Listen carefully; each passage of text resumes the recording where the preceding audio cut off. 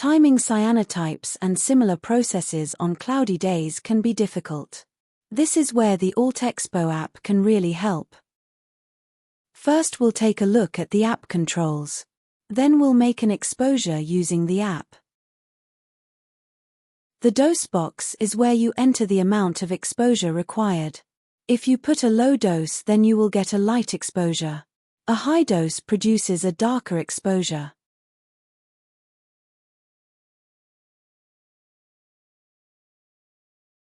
We test exposed a petal with our Android device at many different doses. We will use this as a guide for our next exposure. First, let's explore the other controls. The Start button begins the exposure, and the timer will indicate time remaining. The Pause button can be used to pause the timer if needed. And the Resume button will resume the operation. The Exit button will save the dose value and reset the app. The Menu button takes you to an information screen where you will find button descriptions, a keep your phone safe reminder, a brief set of instructions, and some useful links. Now we will demonstrate how we use the app to get accurate exposures. Using our sample pieces as a rough guide, we will choose a dose where we like the look of the results. We think that 80 is a nice balance between detail and opacity. So we set the dose to 80.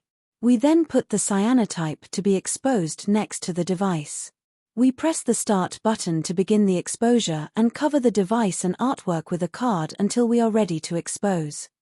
You can work behind glass or outdoors, but it is important to remember that your dose may be different behind glass, as some glass can block UV. Once the card is removed, the phone will adjust its exposure time continuously, until the exposure is complete. We will speed this part up and see how the app progresses.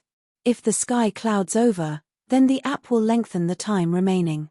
Alternatively, if the weather brightens, then the app will shorten the exposure time. When the exposure ends, your phone's alarm should sound and the timer will indicate exposure complete. You should then take both your phone and print away from the daylight and rinse the print.